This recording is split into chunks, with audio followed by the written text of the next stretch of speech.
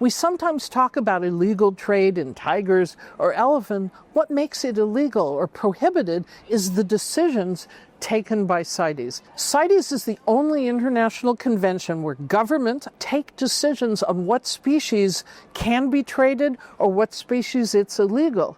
And CITES is enforced at the national level and at borders by governments across the globe. There are many species today in the wild because of CITES controls preventing or regulating the uncontrolled trade.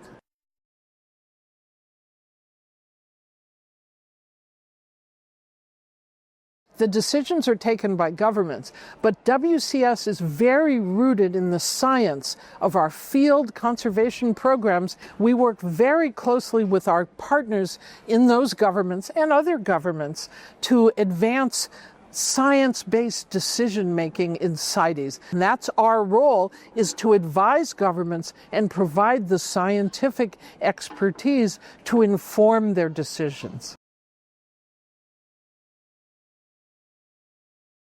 There is a proposal to reopen international trade in the horns of the saiga antelope, a species found in Central Asia. Much more needs to be done to protect this species in the wild. There are other proposals to list some shark and ray species on CITES 1. That means to prohibit trade.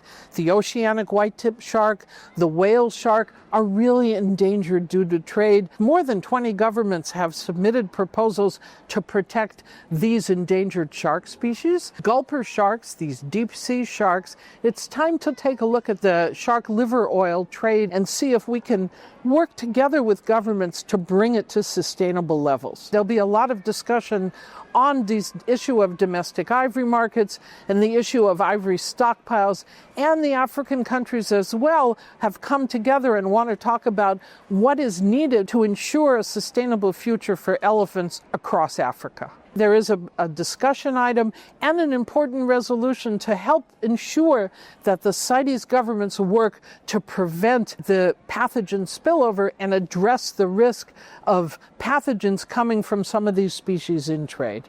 And our priorities are to ensure that decisions are made based on science, and in today's world where we see habitats decreasing, exploitation increasing, that CITES member governments take strong decisions for conservation of species in the wild.